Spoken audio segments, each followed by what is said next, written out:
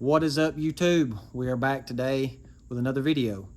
This video is going to be, I'm going to paint my interior plastics and then I'll time lapse that. Then when that gets dry, we will put in the interior and hopefully be done with the inside of the truck.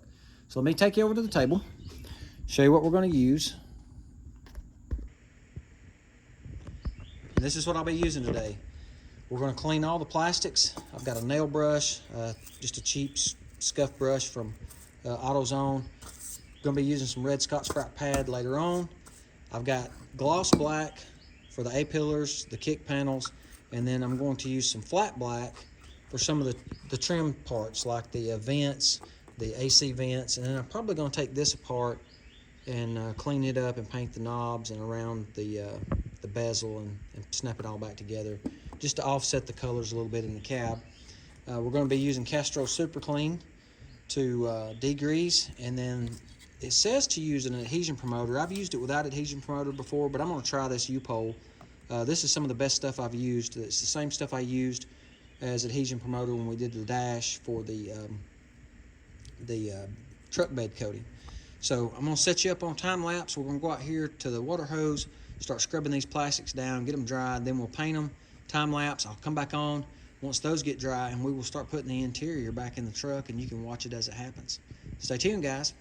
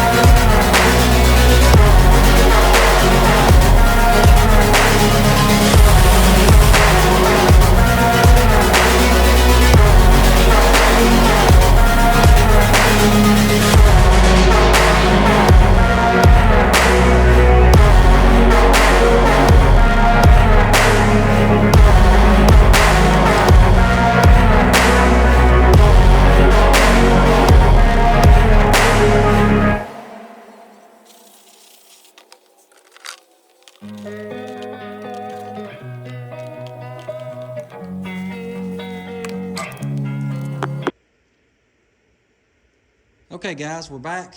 We've got all the panels cleaned up. I've got a yellow rag here that I used some wax and grease remover. I dampened it.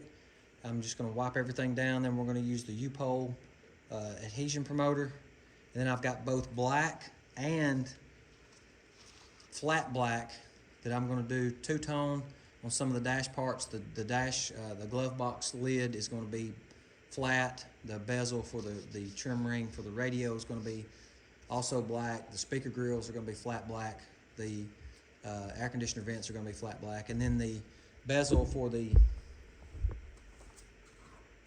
instrument cluster, I'm going to flat black what used to be maroon, and then this outside edge I'm going to make gloss to kind of match the dash. So I'm going to set you up here and we're going to get started painting, and I'll time lapse this and we'll look at it when it's done, and then hopefully the remainder of the video will be putting in the interior and we can start driving this thing around and start doing the modifications to get the LS swap. So let's get started.